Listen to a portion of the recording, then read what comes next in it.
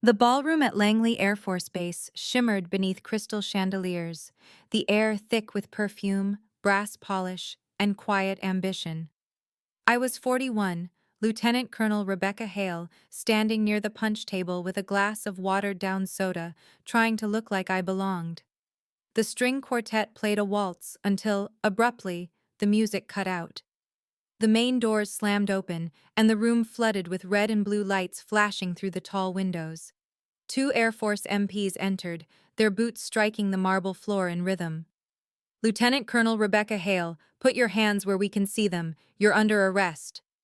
Every conversation stopped. Every general, officer, and spouse froze. The only sound was the faint hum of the lights above. I didn't move. Across the ballroom I saw my father, Brigadier General Raymond Hale. His medals caught the light like knives. He wasn't shocked or confused. He was smiling. A small, satisfied smirk that told me everything I needed to know. He had done this. My heartbeat slowed, clear and deliberate, every nerve focusing. My eyes flicked to the MP's patches. Base security, not my division. That was my first clue. To understand why it came to this, you'd have to go back 2 weeks earlier. I had gone to visit my parents in Arlington, still running on fumes after a 70-hour intel rotation. My father cornered me in the kitchen while my mother pretended not to listen. He started the same speech he'd given me for years, how I'd wasted my career pushing papers at the Pentagon, while my brother Michael made something of himself in defense contracting. I didn't argue, I was too tired to care. My mistake was leaving my field bag unattended. Inside it was a single classified folder. One satellite image, half redacted, labeled in Cyrillic. My father must have gone through it later, probably looking for something to brag about or criticize. Instead, he found what he thought was evidence of treason. That night he confronted me, shaking the paper in my face, his voice low and shaking with anger. "Are you selling information, Rebecca? My own daughter?" I remember staring at him, realizing the truth. He didn't see me as his child anymore. He saw an opportunity to save his name. "Dad, you don't have clearance to even look at that. Give it back." My tone was sharp, precise, the same voice I used in operational briefings. But that professionalism, the very authority he'd resented all my life, was exactly what pushed him over the edge. In his mind, it confirmed everything. He wasn't looking at classified material anymore. He was staring at proof of his delusion. To him, I wasn't his daughter. I was the threat. And he believed it was his patriotic duty to report me, the family's black sheep, for treason. He thought he was exposing a failed officer playing spy games. He had no idea he was accusing a Tier 1 operational commander. To understand what he unleashed, you need to know the history between us. I remember one Christmas, not that long ago. The whole family had gathered at my parents' house in Arlington. My brother Michael, the golden boy, was in the center of the room, telling another story about closing a multi-million-dollar contract. My father, beaming with pride, raised his glass of whiskey and declared, "To Michael, the real success story of this family." Everyone applauded. Michael grinned like the hero of his own movie. I just sat there, stirring my drink, listening to the ice melt. The real success story, which, by default, made me the footnote. It had always been that way. When Michael got a new car for good grades, I had to work part-time to buy my own college books. Still, I kept trying. That night, while Dad was carving the turkey, I mentioned, quietly, that I'd just received a formal commendation from the Air Force. He barely looked up. He patted my head, actually patted me, like a dog that had done a trick. "That's nice, honey," he said with a smirk. "Did they give you a little gift card or something?" Then he nodded toward Michael, grinning. "Your brother, now he's a shark. You're steady, reliable." He chuckled. "Basement Becky, that's what we call her." The room laughed. My mother, Carol, just gave me that tight, pleading smile that begged, "Don't make it worse." Later, while we washed the dishes, she rested a damp hand on my arm. "He doesn't mean it, Rebecca," she whispered. But we both knew he did. Rebecca, you know how your father is, my mother Carol whispered later, as if he were a hurricane we simply had to weather. He worries, he's proud. Her eyes wouldn't meet mine. It's just that your data job is so vague. Michael's work is straightforward. It's easier for him to understand. Easier. There it was again. My entire career, my entire life, dismissed because it was inconvenient for them to comprehend. Basement Becky, the joke, the ghost who existed only inside those four walls. What they didn't see was the other life I lived. The woman who badged through 6 layers of security at the compound outside Langley each morning was not the same person who arrived for family dinners. Beyond the final checkpoint, under the blue wash of secure lighting, I stopped being Rebecca Hale and became Commander, my operational call sign. Commander wasn't my rank. It was my call sign. In our world, names were masks, and mine carried the weight of every mission I'd led. I didn't push paper in a basement. I ran a Joint Special Operations Signals Intelligence Detachment, a JSOC-aligned SIGINT cell that tracked high-value targets and monitored chemical signatures in real time. My so-called paperwork was the thin line between a negotiated ceasefire and a catastrophe with blood on its hands. I wanted Dad to see me once, not for my ego, but for his. I wanted him to understand the woman who stood in a sterile VTC suite, the air humming with encrypted traffic, briefing a 3-star general. General Price, a grizzled leader who never wasted words, watched me on the screen with that careful, unreadable expression. "Sir," I said, my voice crisp and exact. "SIGINT confirms hostile movement. The asset is compromised.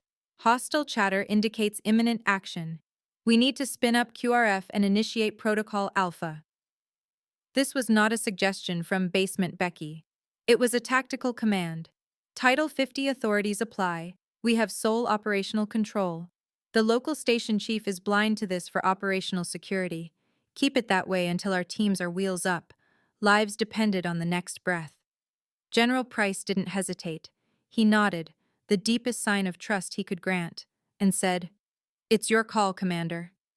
I had authority. My judgment saved lives. Yet at home, I was still Basement Becky, the girl with the vague, harmless data job no one could explain. For years, I let them believe it. It was safer that way. My cover story protected national security, and in some ways, it protected me. It was the wall that kept their world from colliding with mine. But when my father weaponized that cover against me, he didn't just betray my trust. He triggered a federal security response he couldn't begin to understand. I was in my secure office at Langley, the one he probably pictured as a dim storage room, when the encrypted line chimed. General Price's voice came through, clipped and serious, but with an unfamiliar edge. "Commander," he said without preamble, "we have a domestic situation." My pulse went cold. "A formal espionage report's been filed against your cover identity. The source is Brigadier General Raymond Hale." For a moment, I just stared at the monitor, my reflection faint against the blue screen glow. My father, of course. Years of being the disappointment had led here. Not just disapproval, but outright accusation. This wasn't a family argument anymore. He had crossed into my operational world, and in my world, every action had consequences. "He's compromised my cover with the local provost marshal," I said, my voice stripped of emotion. "I can make this disappear," Price replied quickly. "One call. I'll bury it so deep no one ever finds it." It was tempting. Too tempting. The old me, the daughter who kept the peace, would have accepted. But clarity hit harder than anger. "No, sir," I said, my tone hard as steel. "He's attending the Air Force ball tonight. I'm on the guest list." Price was silent. He knew this wasn't personal. It was tactical. "He wants a public spectacle," I continued, piecing it together. "He wants to humiliate Lieutenant Colonel Hale in front of his peers. He's using the local MPs." I exhaled slowly. "Then we'll let him. Let him have his moment." I straightened, voice steady. "But I need my team. Operational Detachment Alpha, on standby. I'm invoking ironclad jurisdiction. I was already typing on my terminal, fingers flying over the keys. We'll deconflict the blue-on-blue situation publicly, I said. It's time he finally understands the chain of command. There was a pause long enough to feel the tension hum through the encrypted line. Then I heard it. The faint exhale that meant General Price was smiling, grim and deliberate. He wants to see a failure, he said, his voice steady as stone. Then he's about to meet the commander. The trap was set. My father thought he was orchestrating a dramatic downfall for his disobedient daughter. He had no idea he was walking straight into my operational environment, on my terms, under my authority, and by my invitation. When I stepped into the grand ballroom at Langley that night, it was as if time had slowed. The same chandeliers, the same polished floors, but now every light, every echo, every movement was calculated. The music had stopped. The room was heavy with silence. The two base MPs approached me, boots striking the marble like hammers. "Lieutenant Colonel Hale," the sergeant called, his voice uncomfortably loud. "You need to come with us." Every pair of eyes followed him. The air thickened with curiosity and judgment. And across the room, there he was, Brigadier General Raymond Hale, standing proud, expression carved from stone. He looked the part of a man burdened by duty, but I could see it, the quiet satisfaction in his eyes. He was savoring this, the hero, the patriot, finally cleaning up his daughter's disgrace. The MPs reached for my arms. That was the cue. The opposite doors burst open, not a polite entrance, but a controlled breach. 4 men in black suits moved in, fluid and synchronized. Not Air Force security, JSOC operators. Their gear bore red DA patches and the unmistakable insignia of a Tier 1 detachment. The lead man, known only as Echo, strode forward, ignoring the MPs completely. He stopped in front of me, snapped a perfect salute, and his voice cut through the stunned silence. "Commander, Nightfall is greenlit. We have your transport." The room froze. The lead MP blinked, fumbling for words. "Sir, this woman is under arrest, for treason." He looked to my father for confirmation. But Raymond Hale's triumphant mask was gone, replaced by dawning horror. Echo didn't even look at him. He produced a red-bordered badge.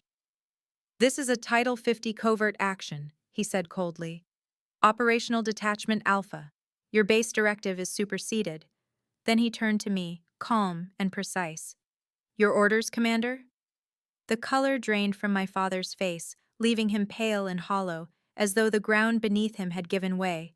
His eyes, wide, glassy, and disbelieving, were fixed on Echo's salute.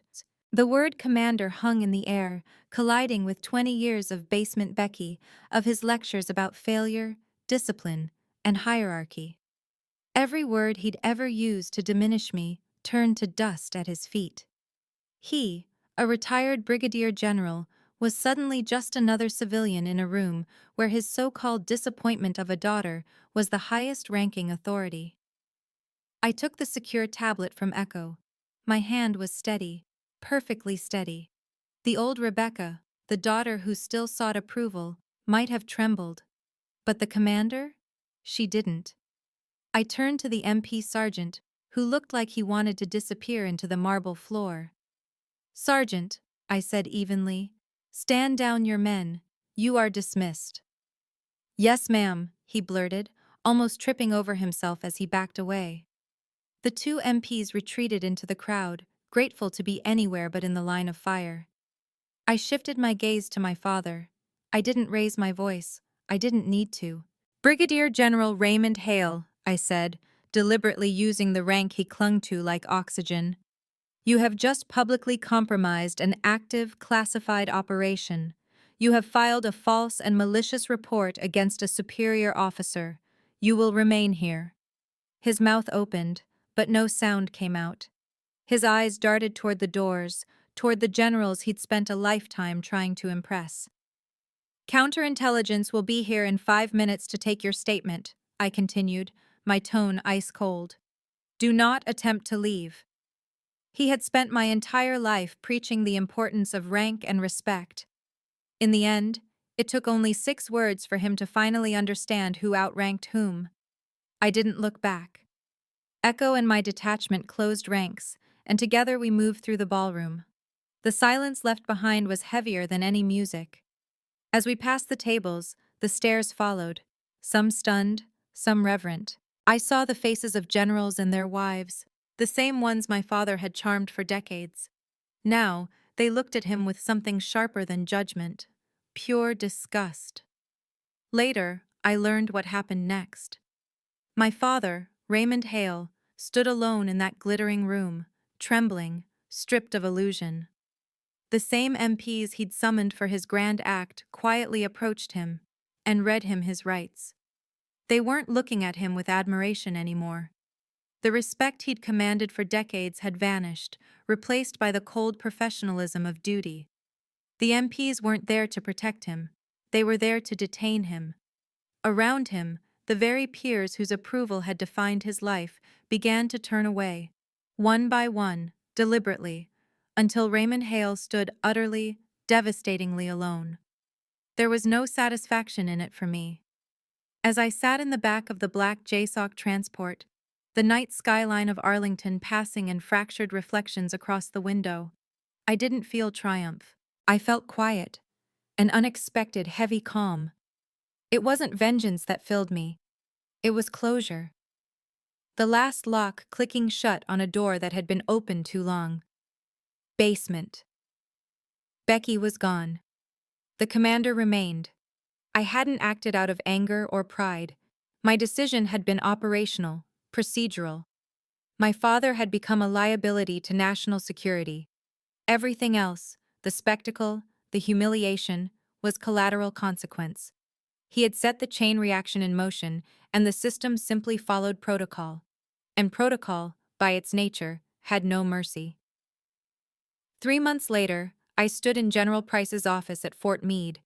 The sterile air smelled of coffee and polished floor wax.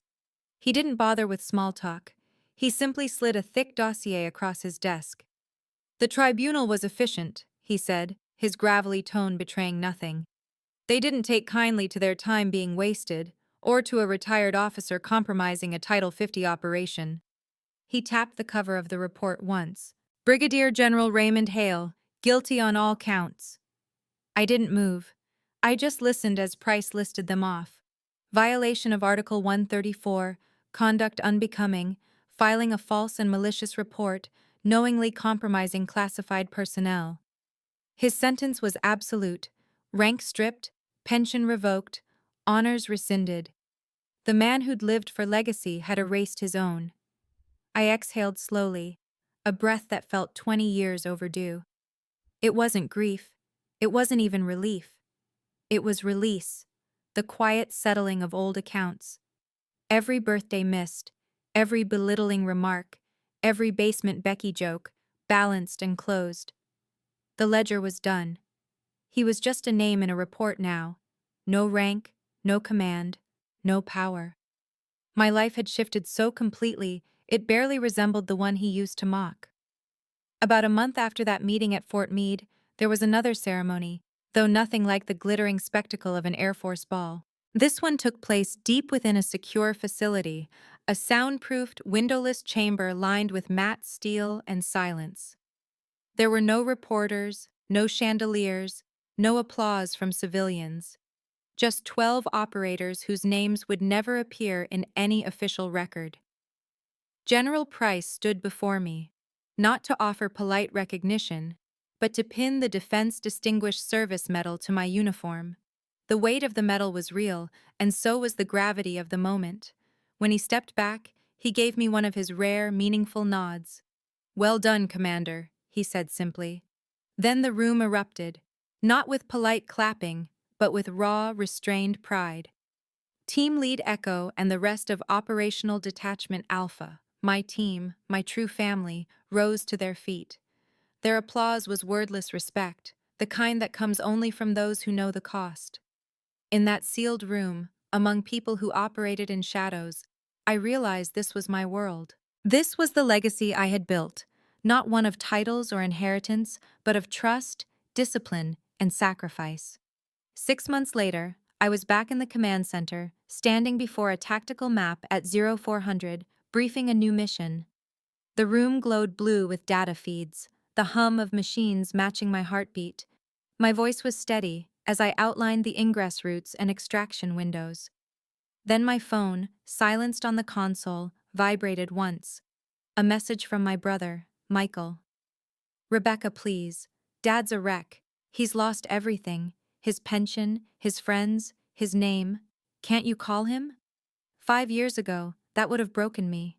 Now it didn't even stir me. No anger, no pity, just calm clarity. My peace no longer depended on his approval. My worth was my own. I pressed archive. The message vanished. I turned back to the map, to my mission, to the team that mattered. Legacy, I thought, isn't about the medals you show the world. It's about the secrets you keep safe for it. I'd love to hear your thoughts. Have you ever been underestimated by someone who was supposed to believe in you? Tell me in the comments. I read every single one. Sometimes strength doesn't roar. Sometimes it's quiet, disciplined, and unshakable. If life ever tries to define your worth by someone else's standards, remember, your value isn't up for debate. Stand firm, protect your peace, and never apologize for the power that others failed to recognize.